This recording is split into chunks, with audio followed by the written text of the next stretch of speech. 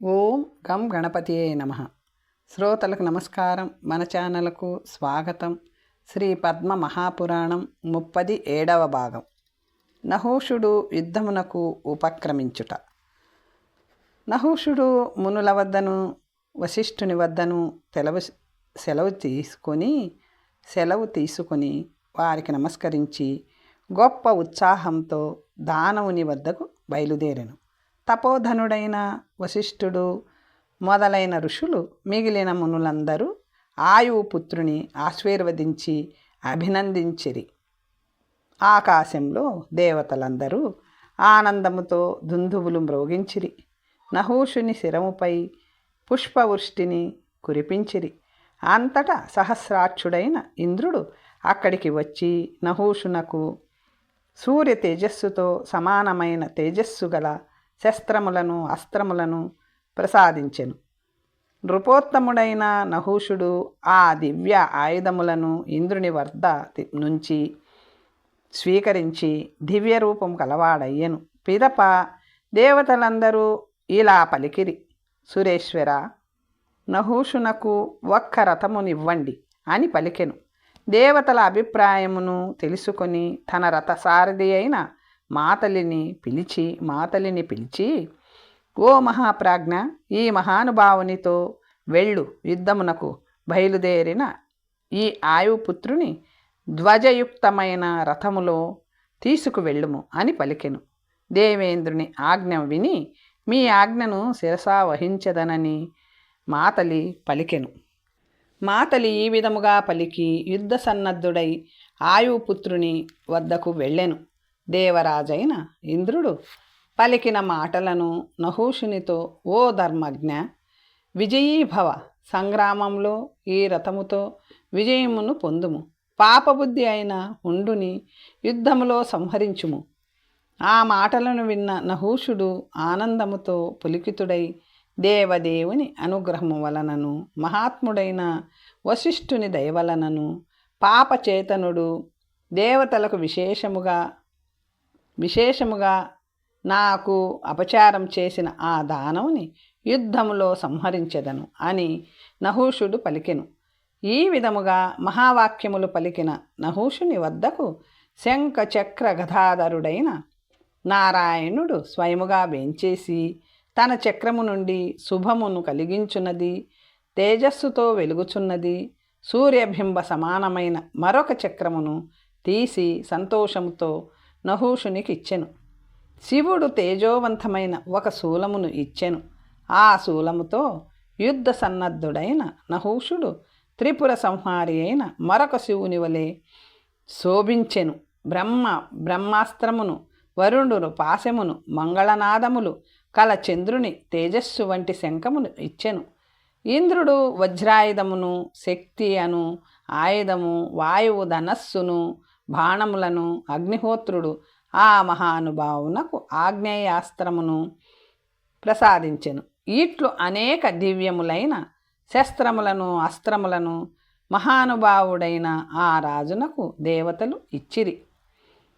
ఈ విధముగా ఆయుపుత్రుడు దేవతలచే సన్మానించబడి తత్వవేదులైన మునులు ఆశీర్వదించగా నహూషుడు రథము నెక్కెను. ఆ రథము రత్న ప్రభాసితం, రత్న ఖచ్చితమైనది. దానికున్న గంటలు గొప్ప నాదము చేసినవి. ఆ దివ్య రథములో రాజనందనుడు తన తేజస్సుతో ఆకాశంలో సూర్యుని వలె శోభించెను. తన తేజో ప్రతాపములతో దైత్యుల మస్తకములను తపింపచేయుచు వాయువు సదా వీచునట్లు పాపి అయిన దానవుడు తన బలముతోనున్న ప్రదేశమునకు మహానుభావుడైన నహూషుడు సారథిం మాతలితో బయలుదేరెను. మహోదయ నగరంలో నహూషుని ప్రవేశము.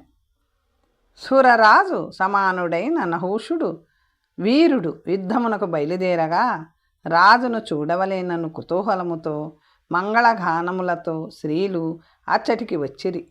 దేవతా స్త్రీలు, రంభాది అప్సరసలు, కిన్నెరలు కౌతుకముతో ఉత్సాహముతో శ్రావ్యముగా గానము చేసిరి. రూపాలంకార సంయుతులైన గంధర్వ స్త్రీలు ఉత్సుకతతో రాజు ఉన్న చోటికి వచ్చిరి. ధర్మాత్ముడైన హుండుని పురము పేరు మహోదయము. ఆనందము కలిగించే అనేక ఉపవనములతో ఆ పురము అలంకరింపబడినది. అచ్చటి గృహములు 7 అంతస్తులతోనూ ఉన్నవి. కలిశములతో శోభించుచున్నవి. ఉత్తమమైన ఆ నగరము పతాకముతోనూ మహాదండములతోనూ శోభించుచున్నది. కైలాస శిఖర ఆకారము గల దివ్య విమానములు కలిగి ఆకాశమునంటే ఎత్తైన భవనములతో ఆ నగరము శోభించుచున్నది. దివ్యమైన వనములు ఉపవనములతో జలభారితమైన సముద్రము వంటి తటాకములతో ఆ నగరము శోభించెను. ఆ తటాకములు పద్మములతో ఎర్ర కలువలతో ఆ తటాకములు నిండి ఉన్నవి. అనేక ప్రాకారములతో మహారత్నములతో కోట బురుజులతో స్వచ్ఛమైన నీరు నిండిన కందకములతో గుర్రములతో ఏనుగులతో ఇతరములైన మహారత్నములతో ఆ నగరము శోభించుచున్నది. సుందరులైన స్త్రీలతో పురుషులతో నిండి ఉన్నది. దివ్యములైన నానా ప్రభావములతో ఆ మహాపట్టణము శోభించుచున్నది. మహావీరుడైన నహూషుడు ఆ మహోదయ పురమును దర్శించెను. దేవేంద్రుడు నందనవనములో ప్రవేశించినట్లు నహూషుడు దివ్యమైన వృక్షములతో నిండిన నహూషుని వనములో ప్రవేశించెను. ఆ వనము మధ్యలోనున్న నదీ తీరమునకు నహూషుడు మాతలితో రథములో ప్రవేశించెను. అచ్చటికి రూపవంతులైన స్త్రీలు వచ్చిరి. గాన తత్వమును చక్కగా తెలిసిన గంధర్వులు వారి గానముతో నహూషుని కొనియాడిరి. సూతులు మాగధలు అందరూ ఆ రాజుని స్తుతించిరి. సూర్యుని వలె ప్రకాశించుచున్న ఆయువు పుత్రుడు నహూషుడు కిన్నెరలు చేయుచున్న గానమును వినెను. అశోక సుందరికి నహూషుని దర్శనము. దేవతాశ్రీలచే గానము చేయబడిన పాటలను విని శివుని పుత్రిక అయిన అశోక సుందరి ప్రభావితురాలై ఆలోచించుచు తక్షణమే ఆసనము నుంచి లేచెను. అత్యంత ఉత్సాహంతో తపోభావముతో దివ్య రూపము గలవాడు, దేవ సమానుడు, దివ్యగంధములచే లేపితుడైన వాడు, దివ్యమాలచే శోభించుచున్నవాడు, దివ్యాభరణములు దివ్య వస్త్రములచే శోభితుడు, సూర్యుని వలె తేజోవంతుడు, దివ్యలక్షణ సంయుతుడు అయిన నహూషుని చూచెను.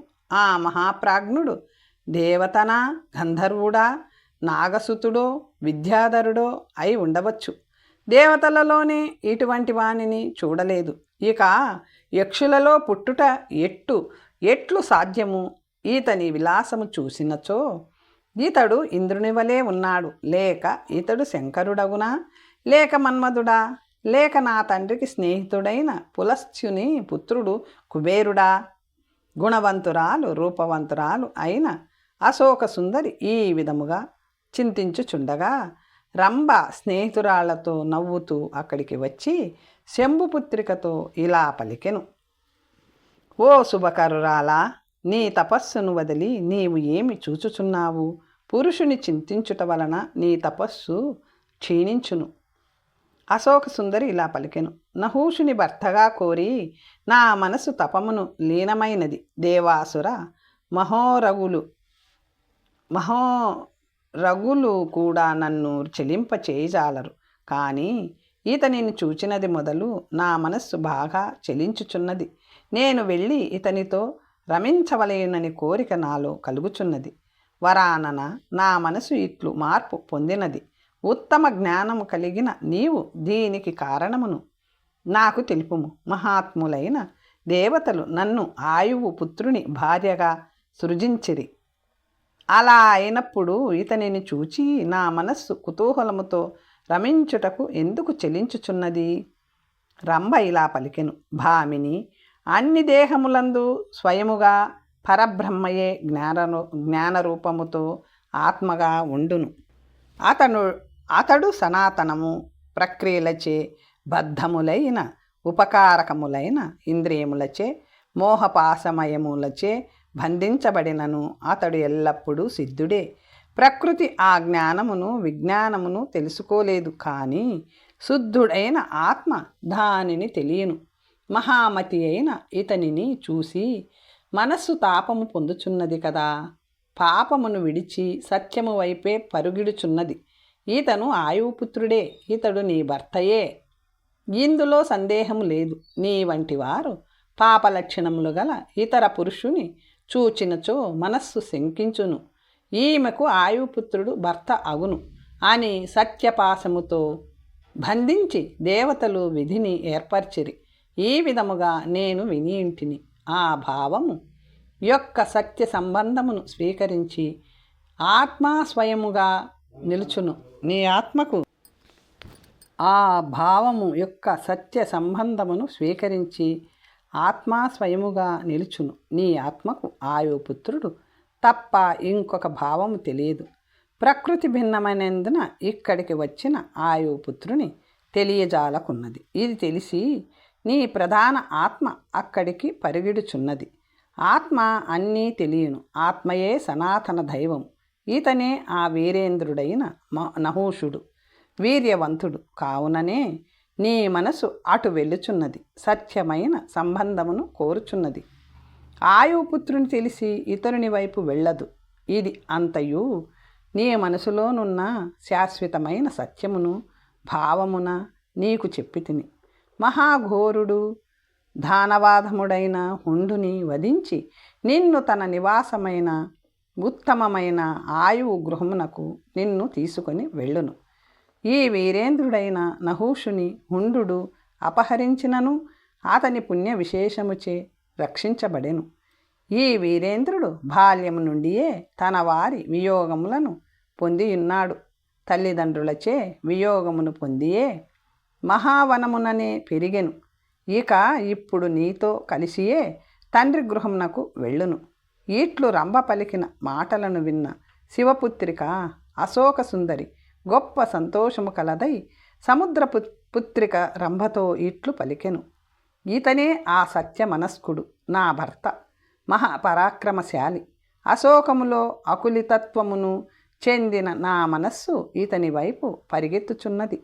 చిత్తముతో సమమగు దైవము ఇంకొకటి లేదు. చిత్తము అన్నింటినీ నిశ్చయముగా తెలియను. చారుహాసిని, చక్కని నవ్వు కలదానా, ఇది నిజము.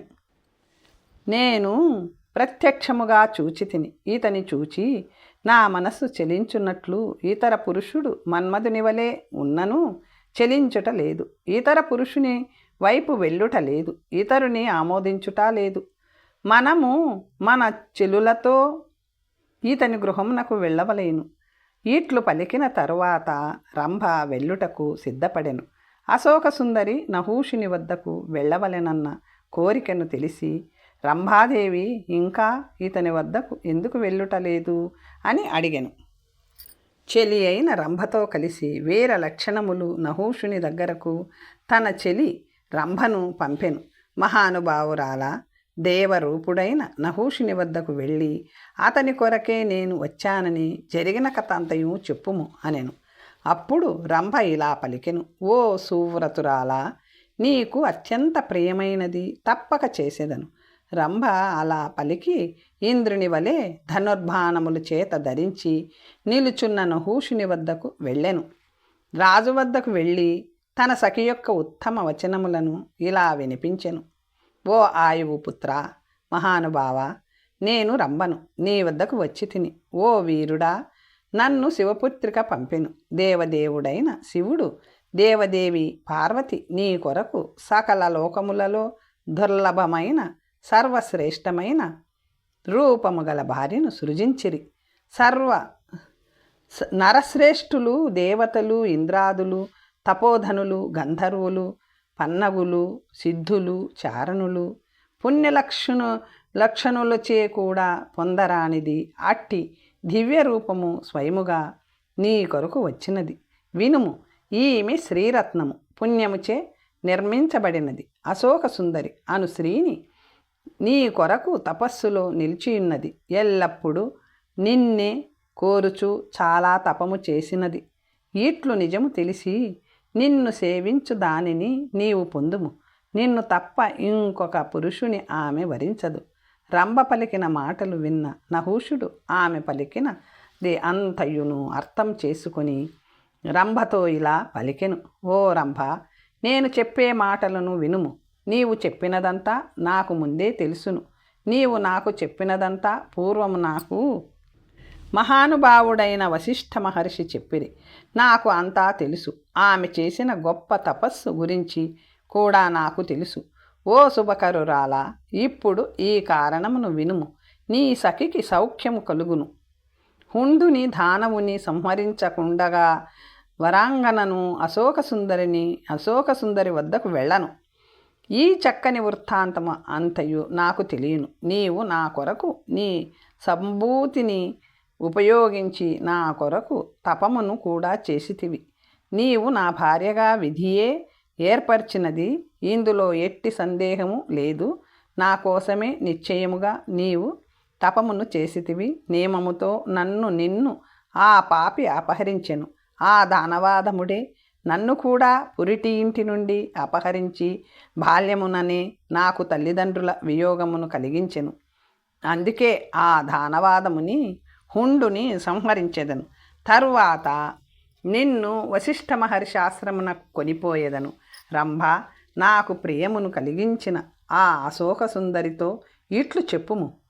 నహూషుడు ఇట్లు చెప్పి పంపగా రంభ త్వరగా అశోకసుందరి సమీపమునకు వెళ్ళినది. నహూషుడు చెప్పిన దానిని సంగ్రహముగా వివరించినది. అశోకసుందరి నహూషుని మంచి మాటలను తెలుసుకొని సంతోషించెను. తనకు మంచి నెచ్చెలి అయిన రంభతో అక్కడే నిలిచియుండెను. భర్త పరాక్రమము ఎట్టిదో నేను కూడా స్వయముగా చూచెదను అని నిశ్చయించుకొనెను. హుండునకు నహూషునకు యుద్ధము జరుగుట. అంతట హుండుని సేవకులైన ఆ దానవులందరూ నహూష రంభల సంవాదమును దానిని వినినట్లు ఆ చక్కని మాటలను దైత్యేంద్రుడైన హుండునికి నివేదించిరి. ఆ మాటలు విన్న హుండు కోపించి దూతతో ఇట్లు పలికెను. వీరా, నా ఆజ్ఞతో వెళ్ళుము. ఆ పురుషుని తెలియుము. శివకన్యతో అతనేమి మాట్లాడుచున్నాడో వినుము. ఆ దానవుడు కూడా స్వామి ఆజ్ఞను విని వెంటనే వెళ్ళి ఏకాంతముతో నహూషునితో ఇట్లు పలికెను. దివ్యమైన రథముతో అశ్వములతో సారథితో నిలిచియున్నావు. ధనస్సుతో దివ్యబాణములతో సభలో భయమును కలిగించుచున్నావు. ఎవరి పని మీద ఎవరు పంపగా ఇచ్చటికి వచ్చితివి. ఈ రంభ మరియు ఆ శివకన్య నీతో ఏమి మాట్లాడరి? అదంతా నాకు స్పష్టముగా తెలుపుము. దేవతలను మర్దించిన హుండుని నీకు ఎందుకు భయము కలుగుటలేదు? నీవు జీవించి ఉండదలుచుకుంటే దీనినంతటిని నాకు చెప్పుము. ఇచ్చట ఎక్కువ కాలము ఉండవద్దు. వెంటనే ఇక్కడి నుంచి వెళ్ళు. ఆ దానవాదిపుడు సహింపజాలని వాడు అనెను. అప్పుడు నహూషుడు ఇట్లా పలికెను. సప్తద్వీపాధిపతి బలశాలి ఆయువు మహారాజు పుత్రుడను నేను. సర్వదైత్య వినాశకుడను. నహూషునిగా సుప్రసిద్ధుడను. దేవ బ్రాహ్మణ పూజకుడను. నీ స్వామి అయిన హుండు బాల్యముననే హరించిన వాడను. ఈమె శివకన్య. పూర్వము హుండ దైత్యుడు అపహరించి ఉన్నాడు. ఈ శివకన్య హుండుని వధ కొరకు ఘోరమైన తపము ఆచరించుచున్నది. దురాత్ముడా, నీవు నా బాల్యమును పురిటిని ఇంటి నుండి నన్ను అపహరించి దాసి మరియు వంటవాని చేతిలో నన్ను పెట్టితివి. ఓ పాపి, అట్టి పాపి అయిన నిన్ను సంహరించుటకు వచ్చి తిని ఇతర దానవులను కూడా చంపి వారిని యమపురికి పంపెదను అని ఆ దానవునకు చెప్పుము. ఓ దుష్టుడా, ఈ విధముగా నన్ను తెలియము. నీ దానవునకు ఇట్లు చెప్పుము. మహానుభావుడైన నహూషుని మాటలను వినిన ఆ దూత హుండుని వద్దకు వెళ్ళి నహూషుని మాటలను చెప్పెను. దూత నుండి ఆ మాటలను వినిన హుండు కోపించెను. పాపి అయిన వంటవాడు దాసి ఇతనిని ఎందుకు చంపలేదు? ఇట్లు వృద్ధి పొందిన వ్యాధిని నేను నిర్లక్ష్యం చేసి తిని ఇప్పుడు ఈ శివకన్యతో పాటు ఇతనిని చంపెదను. దుష్టుడైన ఆయుపుత్రుని యుద్ధమున తీక్షణములైన ఈ బాణములతో వధించెదను. ఇట్లు ఆలోచించి సారథితో ఇలా పలికెను. సారథి, నీవు శుభకరములైన అశ్వములను పూంచి రథమును సిద్ధము చేయుము. ఆ తరువాత సేనాధిపతిని పిలిచి అతడితో ఇట్లు పలికెను: నా సైన్యమును సిద్ధము చేయుము, సూరులను నాగులను ఏర్పరచుము, నా వాహనములను అశ్వములను యోధులను పతాకములను ఛత్ర చామరములతో సిద్ధపరచుము, త్వరగా నా చతురంగ బలమును కూర్చుము. అట్లు హుండుని ఆజ్ఞను వినిన మహాప్రాజ్ఞుడు సేనాపతి త్వరగా యథావిధిగా అంతయు సిద్ధము చేసెను. ఇట్లు గొప్ప చతురంగ బలముతో హుండ దానవుడు రణమున ధనుర్బాణములను ధరించి వీరుడైన నహూషుని వద్దకు వచ్చెను. నహూషుడు ఇంద్రుని రథమును సర్వశస్త్రధారులతో శ్రేష్ఠుడుగా నున్నావనిన సమరమును వృద్ధి పొందుచున్న వీరుని దేవదానవులచే పొంద శక్యము కాని వానిని చేరెను. ఆకాశమున దేవతలు కూడా విమానములలో నుండి మహాతేజస్సుని చూచుచుండిరి. ఆ నహుషుడు తేజోజ్వాల సమాకీర్ణుడు, రెండవ సూర్యుని వలె నున్నవాడుగా ఉండెను. అంతటా ఆ దానవులందరూ ఉత్తమ శరములను నహూషునిపై వర్షించిరి. ఖడ్గములను, పాశములను, మహాశూలములను, శక్తులను, పరస్వదములను మొదలగు ఆయుధములతో యుద్ధరంగమున నహూషునితో యుద్ధమునకు తలపడిరి. పర్వత ప్రాంతమున మేఘముల వలె గర్జించుచుండిరి. వారి విక్రమమును చూసిన ఆయువు పుత్రుడు ప్రతాపవంతుడై ఇంద్రాయుధ సమానమైన వింటి నారిని సారించెను. ఆ ధనస్సు నుండి వజ్రస్ఫోటముతో సమానమైన ధ్వనిని కలిగెను. నహూషుడు చేసిన ఆ ధ్వని దానవులకు భయమును కలిగించెను. ఆ గొప్ప ధ్వనికి దానవులు కంపించిరి. ఆ దానవులందరూ భయము కలవారై బలము నశించి యుద్ధమున పడిపోయిరి. హుండుని వధ. అంతటా మహానుభావుడు నహూషుడు యుద్ధము చేయుటకు సిద్ధుడై ధనస్సును చేతిలో ధరించి ప్రకాశించెను. కాలపురుషుడు కుపితుడై సకల లోకములను సంహరించదలిచినట్లు నహూషుడు గొప్ప దానవులందరినీ సంహరించ తలపెట్టెను. సూర్యుని తేజస్సు వంటి తేజస్సుతో ప్రజ్వరిల్లుచున్న అనేక మహా అస్త్రములతో దానవులను సంహరించెను. వాయువు చెట్లను కూకటి వేళ్లతో సహా పెకలించినట్లు నహూషుడు దానవులను సంహరించెను. వాయువు దివ్య మేఘ సంచయమును కదిలించునట్లు మదోన్మత్తులైన అసురులను నహూషుడు తీక్షమైన శ్రేష్టమైన బాణములతో సంహరించెను.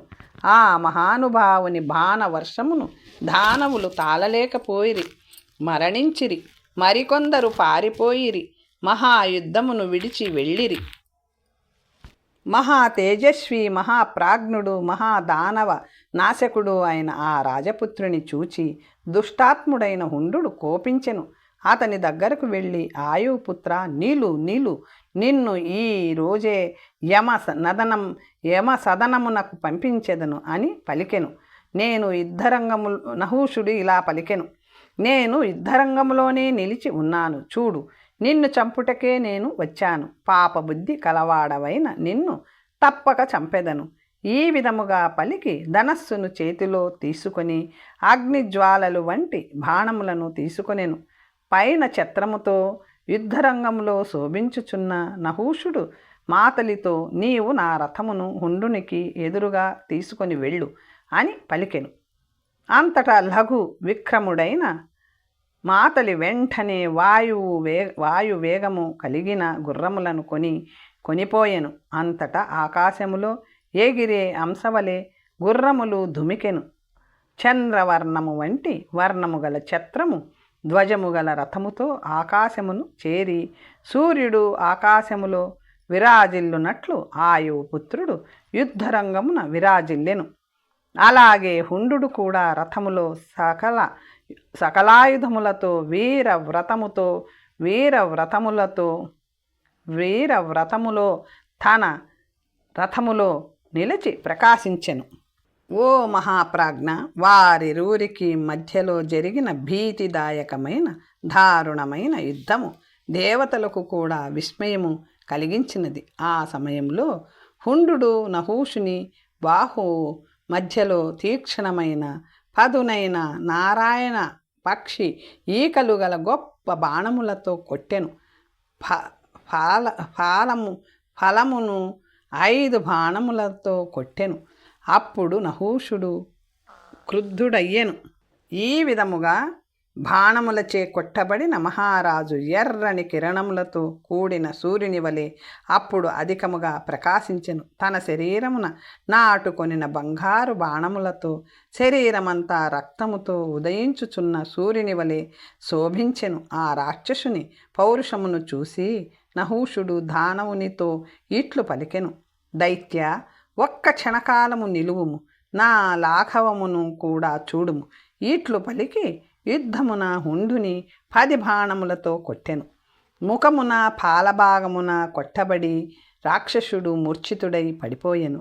దేవతలందరూ చూచుచుండగా ఆ దైత్యుడు రథముపై పడెను. అంతటి మహాబలుడు పడుటను చూచిన దేవతలు, చారుణులు, సిద్ధులు ఆనందముతో జయము జయము రాజేంద్ర అని ధ్వనులు చేసిరి. శంఖములను పదే పదే పూరించిరి. ఇట్లు దేవతలు చేసిన కోలాహల శబ్దములు హుండుని కర్ణ రంధ్రములలో చెవులలో పడెను.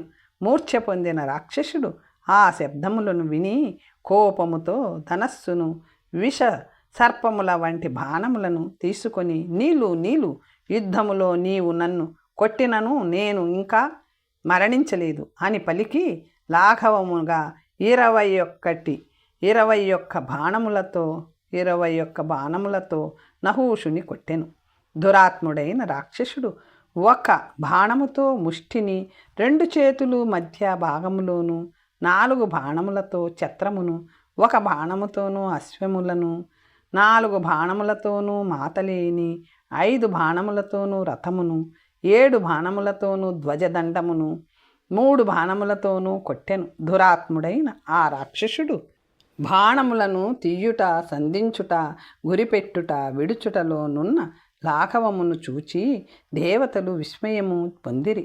హుండుని పౌరుషమును చూచి నహూషుడు ఆ దానవోత్తమునితో, నీవు సూర్యుడవు, విద్య నేర్చినవాడవు, ధీరుడవు, రణ పండితుడవు అని పలికెను.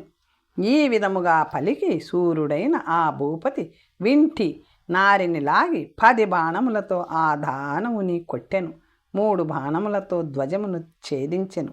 ఆ ధ్వజము భూమిపై పడెను. 4 బాణములతో గుర్రములను పడవేసెను. లఘు విక్రముడైన రాజు 1 బాణముతో ఛత్రమును ఖండించెను. 10 బాణములతో సారథిని యమ మందిరమునకు పంపెను. 10 బాణములతో కవచమును ఛేదించెను. దానవుని సకలావయవములను 30 బాణములతో కొట్టెను. అశ్వములు హతము కాగా ఆ దానవుడు రథము లేనివాడయ్యెను. ఆ ధనుర్ధరుడు బాణములను చేత ధరించి నిశితమైన బాణములను ఉపయోగించి నహూషుని వైపు పరిగెత్తెను. చేతిలో ఖడ్గమును, ఢాలును ధరించి హుండు నహూషుని వైపు పరిగెత్తెను. ఇలా వచ్చుచున్న ఆ హుండుని ఖడ్గమును నహూషుడు ఖండించెను. చురకత్తుల వంటి నిశితమైన బాణములతో ఢాలును కూడా ఛేదించెను. అంతటా హుండు చుట్టూ చూచి ముద్గరమును ప్రయోగించి వజ్రాయుధము వేగముతో వచ్చుచున్న దానిని నహూషుడు తీక్షణమైన 10 బాణములతో నేల కూల్చెను. అది 10 ముక్కలై నేలపడుట కాంచి వెంటనే గదను చేత ధరించి నహూషుని వైపు పరిగెత్తెను. నహూషుడు పదునైన కత్తితో హుండుని 2 చేతులను ఖండించెను. గదతోనూ కటకాది ఆభరణములతోనూ ఆ చేతులు నేలపై పడెను. ఉరుము వలె పెద్దగా అర్చుచు రక్తసిక్తమైన శరీరముతో అత్యంత క్రోధముతో రాజును నశింపచేయదలిచి నహూషుని వైపు పరిగెత్తుకుంటూ వచ్చెను. వారింప శక్యము కాని విధముగా పరిగెత్తుకుంటూ వచ్చుచున్న ఆ దానవుని శక్తి ఆయుధముతో కొట్టగా వజ్రాయుధ ఘాతమునకు నేలపై పడిన పర్వతము వలె ఆ దానవుడు నేలపై పడెను. హుండు నేల కూలిన పిదప మిగిలిన దానవులు పారిపోయిరి. కొందరు దుర్గమ ప్రదేశములను ఆశ్రయించిరి, మరికొందరు పాతాళమున ఆశ్రయించిరి. ఈ విధముగా నహూషుడు ఆ మహాపాపుని సంహరించగా దేవతలు, గంధర్వులు, సిద్ధులు, చారణులు అత్యంత సంతోషమును పొందిరి. మహాయుద్ధములో ఆ దైత్య శ్రేష్ఠుని మరణమును చూసి దేవతలందరూ సంతోషించిరి. తపస్సుచే ప్రవర్తితమైన దివ్య రూపము గల అశోక సుందరిని పొంది ఆయుపుత్రుడైన నహూషుడు గొప్ప ఆనందమును పొందెను. తర్వాత కథ వచ్చే భాగంలో తెలుసుకుందాం. నమస్తే.